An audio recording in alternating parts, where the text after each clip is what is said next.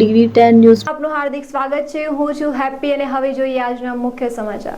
માલપુરના પીપરાણા ગામના ખેડૂતોની જમીન સર્વેમાં ગેરરીતિનો આક્ષેપ। કલેક્ટરને આવેદનપત્ર। અરવલ્લી જિલ્લાના માલપુર તાલુકાના પીપરાણા ગામના ખેડૂતો દ્વારા જમીનની આકાશી સર્વેમાં થયેલી કથિત ગેરરીતિઓ દૂર કરવાની માંગ સાથે જિલ્લા કલેક્ટરને આવેદનપત્ર આપવામાં આવ્યું છે। ખેડૂતોના જણાવ્યા મુજબ સરકાર દ્વારા કરવામાં આવેલા આકાશી જમીન સર્વે દરમિયાન કેટલાક ખેતરોના સર્વે નંબરોમાં ગેરરીતિ જોવા મળતા ખેડૂતો વચ્ચે વારંવાર વિવાદો સર્જાઈ રહ્યા છે। આ સમસ્યાના નિરાકરણ માટે અનેક વખતે સંબંધિત વિભાગમાં રજૂઆતો કરવામાં આવી હોવા છતાં આજ દિન સુધી કોઈ યોગ્ય કાર્યવાહી કરવામાં આવી નથી એવો ખેડૂતોનો આક્ષેપ છે। ખેડૂતોએ વધુમાં આક્ષેપ કર્યો છે કે ગામના વહીવટી કાર્યોમાં સરપંચના પુત્ર દ્વારા કામગીરી કરવામાં આવે છે અને જ્યારે તેઓ સત્તાવાર રીતે સરપંચ નથી।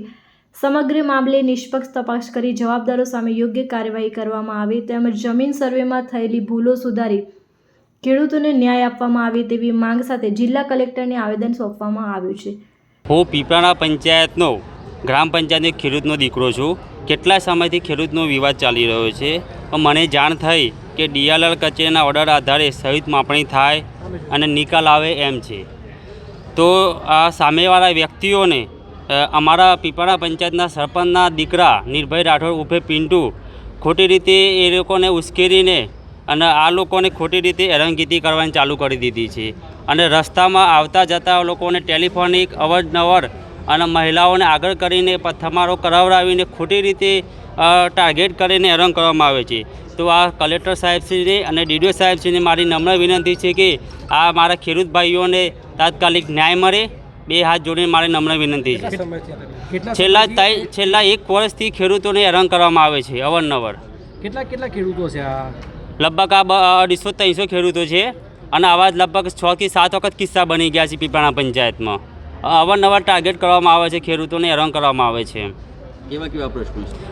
પ્રશ્નો કે આ જમીનની બાબતમાં આ પીપરાણા પંચાયતના ગમે તે કંઈ કામ બાબતમાં વિકાસ કામોના વિકાસ માટે અમે અવાજ ઉઠાવીએ તે બાબતે અવારનવાર રીતે ખોટી રીતે અમને હેરાનગતિ કરવામાં આવી રહી છે અત્યારે અને હોદ્દાનો દુરુપયોગ કરવામાં આવી રહ્યો છે। સરપંચ શ્રી બહાદુરસિંહ રાઠોડ છે પણ એમનો વહીવટ બધો આ નિર્ભયસિંહ રાઠોડ પોતે કરે છે। દરેક વસ્તુનો વહીવટ પોતે કરે છે અને ટેલિફોનિક દ્વારા રસ્તામાં અવારનવાર દાદાગીરી તાનાશાહી બહુ વધી ગઈ છે। ગ્રામ પંચાયતની કેટલી વસ્તી છે અને કેટલા ગામડાઓ આવેલા છે? ગ્રામ પંચાયતની ટોટલ 3600ની વસ્તી છે। એમાં 5 ગામડામાં આવેલા છે। બહુ અમારી માલપુર તાલુકાની બીજા નંબરની અમારી પીપરાણા પંચાયત છે અને છેલ્લા 30 વર્ષથી એક જ સરપંચ અને એક જ વહીવટ ચાલે છે। તાનાશાહી દાદાગીરી અને ગુંડાગીરી એમ જે કહેવા જેવું બધી ચાલે છે એમ। મારું નામ પટેલ ગોવિંદભાઈ નાનાભાઈ, ગામ ગોવિંદપુર, તાલુકો માલપુર, પોસ્ટ પીપરાણા। અમે પીપરાણા ગ્રામ પંચાયતના ખેડૂત મિત્રો ભેગા થયા છે એના માટે કે અમારી એક માગણી છે કે સરકાર શ્રી 2015ની સાલમાં જે હવાઈ માપણી કરી છે પ્રોપોગેશન, એના કારણે જે સર્વે નંબરો છે એ રેકર્ડ ઉપર ઉલટસુલટ થઈ ગયા છે અને એ સર્વે નંબરની અમે ચકાસણી કરી અને DLR કચેરીમાં એક અરજી કરતા અરજીના આધારે એમને માપણી કરતાં જૂના રેકર્ડો ચેક કરતા, જૂના લેઆઉટો, જૂની માપણીઓ સીટો ચેક કરી અને ચેક કરતાં એમણે એક લેટર જનરેટ કર્યો છે। એ લેટર સામેવાળી વ્યક્તિ અમને બી જનરેટ કરીને આપ્યો છે। એમાં એવું કર્યું કે સંયુક્ત માપણી કરવી। સંયુક્ત માપણી માટે સામેવાળા વ્યક્તિઓ અરજદારો હાજર રહેતા નથી અને વારંવાર ઘૂસણખોરીઓ કરે છે અને બધા ખેડૂત મિત્રોને હેરાન કરે છે।